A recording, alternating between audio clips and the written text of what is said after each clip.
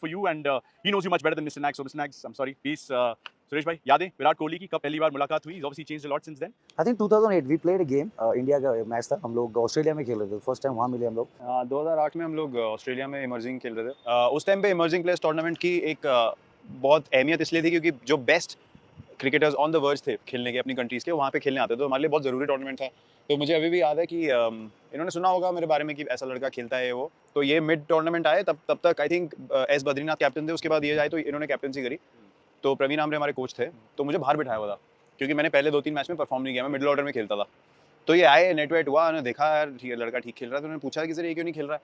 तो बोलते हैं कि जगह नहीं बनती. और अनफॉर्चुनेटली उस टाइम पे मैंने जिंक्स को रिप्लेस किया जो ओपनिंग कर रहे थे, but he wasn't also scoring. तो उनको आमरे सर को लगा कि ओपनिंग तो ये कर नहीं पाएगा, मतलब जगह नहीं बनती. और जिंक्स प्रॉपर ओपनर था. तो उन्होंने बोला नहीं इसको कुछ भी करके डालो. तो उन्होंने बात करी, बुलाया मुझे, कह रहे ओपनिंग करेगा. मैंने कहा कुछ भी कर लूँगा, मुझे खिला दो. तो वो मैच हुआ हमारा न्यूजीलैंड के अगेंस्ट. और दिलीप वेंगसरकर सर उस टाइम सिलेक्टर थे. एक होता है आपने सुना है किसी के बारे में, एक देखना होता है बैटिंग का, वो अलग इंपैक्ट होता है कि कैसा खेल रहा है लड़का, प्रेशर कितना है, एक सिचुएशन की फील आती है. तो उन्होंने मुझे देखा ओपनिंग करते हुए, मैंने 120 नॉट आउट बनाया. आई थिंक वहीं उन्होंने डिसाइड कर लिया कि इसको आगे मौका देना चाहिए. तो आई एम वेरी थैंकफुल. मैंने पहले ही बोला है कि इन्होंने मेरा थोड़ा नाम पुश किया. This was my first interaction. काफ़ी हम लोग फिर हंसी मजाक तो चलता रहता ही था. सिमिलर रीजन के हैं, दिल्ली यूपी पास में ही है. तो काफ़ी चीज़ें रिलेटेबल एक्सपीरियंसेस. मोदी नगर की शिकंजी, जैन शिकंजी, दिल्ली वाले वो छोले भटूरे, छोले कुलचे, जैन शिकंजी. हम मोहन मेकिन्स में मैचेस खेलते थे. गाजियाबाद की यादें. तो मतलब धीरे धीरे कनेक्शन बैठ गया. उसके बाद से तो we played so much together. I'm just thinking in terms of this reactions to the rhetoric that goes around, all this the noise from the external atmosphere. How do you react to that? मुझे react करने की ज़रूरत ही नहीं है. मुझे पता है मैं ग्राउंड पे क्या कर सकता हूँ. उसके लिए मुझे किसी को बताने की ज़रूरत नहीं है कि मैं कैसा प्लेयर हूँ या मेरी क्या एबिलिटी है. मैंने कभी किसी से पूछा नहीं मैच कैसे जिताना है. मैंने खुद से वहाँ पे सिचुएशन पे देख के फेल हो के सीखा है. तो ये बाय चांस बात नहीं होती कि आपने चलो 1 जिता दिया, 2 जिता दिया. बट इतने मैचेस बार-बार अगर आप वहाँ पे खड़े हो और जिता रहे हो तो वो बाय चांस नहीं हो सकता. तो मैं हमेशा वही बोलता हूँ कि किसी का हमेशा देखना और उस मोमेंट को खुद से जीना बहुत अलग बात होती है. कोई बंदा अगर जैसे माही भाई के बारे में कितनी बार लोग बोलते थे यार 20 ओवर तक क्यों ले जा रहे हैं, 50 ओवर तक क्यों ले जा रहे हैं, कितने मैच खत्म किए उन्होंने. वो एक ही बंदा है, उसको पता है मैं क्या कर रहा हूँ. किसी को नहीं पता, उसको पता है और वो जिता रहा है. That is called knowing. For me that is muscle memory. उसको पता है मैं ले गया मैच लास्ट ओवर तक तो मैं जिता दूंगा. मेरा माइंडसेट अलग था. मैं हमेशा बोलता था यार 19 में खत्म करेंगे या 49 में. माही भाई रहने दो यार 49. अगर वो मेरे साथ है तो बात अलग है. अगर वो अकेले है तो चांस ही नहीं है. वो लेके ही जाएंगे, वहां तक लेके ही जाएंगे कि दूसरी टीम ऐसे हो जाएगी भाई ये तो एक छक्के में खत्म कर देगा. तो मुझे कभी भी ऐसा नहीं लगा कि मेरे को जाके ना किसी को ये बोलना है कि मत बोलो. मुझे पता है मैं ग्राउंड पे क्या कर सकता हूँ. मुझे किसी से ना तो कोई अप्रूवल की ज़रूरत है, ना मुझे कोई अश्योरेंस की ज़रूरत है कि हाँ आपने बहुत अच्छा खेला. मैं ऑनेस्टली बता रहा हूँ, मुझे कोई शौक नहीं है इन चीज़ों का. ये मुझे बहुत बचपन में बहुत पहले सीख मिल गई थी मेरे फादर की तरफ से. मैंने बहुत बार इंसिडेंट बोला है कि एक मौका था जहाँ पे मुझे स्टेट क्रिकेट खेलने को मिल सकती थी दूसरे तरीके से. हम भाई ऐसे घर से, तो उन्होंने बोला अपनी मेहनत करके खेल सकता है तो खेलेगा, और नहीं है तो भैया अपना बैग उठाओ चलो यहाँ से. तो मेरे पास तो एक ही करेंसी है, परफॉर्मेंस. कोई आपको माहौल पे नहीं खिला सकता 16 साल. नहीं, मुझे विराट की एनर्जी बहुत पसंद है. Evolution जब भी कैसा स्लीप रहा? में खड़े होते थे, हाँ. Quality energy. सामने का बैट्समैन 22 गज के दायरे में है तो पीछे देखने से डरता था मैं. लिटरली ना लोगों के पैर कांपते हुए देखे कि जब ये आता है तो वहाँ पर ही स्विच होता है गेम. तभी सारे बच्चे कहते हैं उनको विराट कोहली बना. क्यों बना? लेकिन वो कहते हैं जो कंट्रोलेबल चीज़ इनके पास है ना, उन पर ज़्यादा इंटरेस्ट करती है, इसलिए ज़्यादा सक्सेसफुल है वो स्लिप कैचेज. एक रनआउट मैंने भी देखा था जब जियो में कमेंट्री कर रहे थे. भाग क्या है एनर्जी, वो जो स्टंप पे लगाओ उसके लिए आपको कम से कम आधा घंटा कैचिंग करनी पड़ेगी कि उस मूवमेंट में रहने के लिए. वो बैलेंस, वो ट्रेनिंग, वो ओवरनाइट नहीं आता है वो. रोहित ने इम्पैक्ट प्लेयर के बारे में चीजें कही हैं. He said, guys like Shivam Dubey, Washington सुंदर, वो आपको गेंदबाजी करते हुए नजर नहीं आते because of this impact player rule. What are your thoughts on that? I agree with him. I say it how it is. I agree with him क्योंकि मुझे ऐसा लगता है कि एक अभी आप इस आईपीएल में देखो कि ठीक है entertainment is one side, but game का बिल्कुल ऐसे हाल हो जाना कि मतलब बॉलर्स आर फीलिंग लाइक यार क्या करें हम. मैंने तो कभी ऐसे एक्सपीरियंस नहीं किया कि बॉलर्स को लग रहा है हर बॉल पे चौका या छक्का पड़ सकता है. This is like a very high level of cricket. It should not be that dominant in my opinion. That is the beauty of having a equal battle between bat and ball. हर की team के पास बुमराह नहीं है, हर team के पास राशिद खान या mystery नहीं है, तो आप क्या करोगे. I am telling you with one extra batter there's a reason why I'm playing with 200 plus strike rate in the power play, and this is the reason. मुझे पता है 8 नंबर पे भी बैट्समैन आ रहा है तो मुझे कोई प्रॉब्लम ही नहीं है, right? So I think that is disrupting the balance in my opinion, and a lot of people are feeling this way. It's not just me, and I'm sure Jai Bhai has mentioned it already that they will review it, and I'm sure that they will come to a conclusion which brings the game into balance. मतलब ये नहीं, मैं तो batsman के हित से भी बोल सकता हूँ नहीं बहुत अच्छा है यार, मैं तो खुद ही बैट्समैन हूँ, मैं तो खुद बोल रहा हूँ मैच एक्साइटिंग होना चाहिए. सिर्फ चौके और छक्के क्रिकेट में एक्साइटिंग नहीं है. एक्साइटिंग ये है कि आप 160 भी डिफेंड कर सको. तो आई थिंक थोड़ा सा balance has been tipped over, which is the beauty of playing cricket. It should be equal.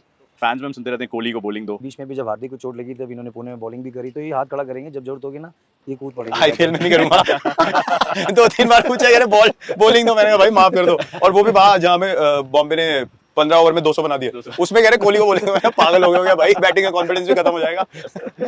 I just wanted to ask you something about the T20 World Cup. Obviously, it's almost upon us once again, and chase for a trophy continues. There have been a few finals. Virat, 19th November का कितना impact इस World Cup में नजर आने वाला in terms of motivation, in terms of the drive that you have going into that T20 World Cup? यार I can say I am hungry as ever. मुझे तो मैं जब तक अगर मुझे हंगर नहीं है, मैं आप मेरे को टूर्नामेंट में देखोगे नहीं। अगर मेरा वो माइंडसेट नहीं है, आई कांट प्ले। जब आप ऐसे टूर्नामेंट्स में जाते हो तो एक एनर्जी होती है एंड यू गेट पुल्ड इन, और फिर एक बार माहौल बन जाए टीम का तो then it's a beautiful journey. We had one in the last world cup, we really enjoyed the world cup. Unfortunately, we couldn't finish it off, but we had a really enjoyable time as a team. People love watching us as well, so I'm sure that we'll have a really good tournament this time as well. So that's not a regret. That's more of a drive now going into the next edition of the World Cup. Regret क्या ही है यार? Just one bad game, I would say. I think just Virat said, yeah, we have the 50th World Cup, Champions Trophy पे, but एक 20 World Cup की दरकार है जिस तरीके से। Yeah, is that something that you think is missing?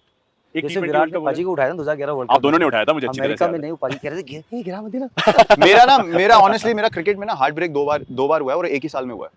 2016 में 2 बार।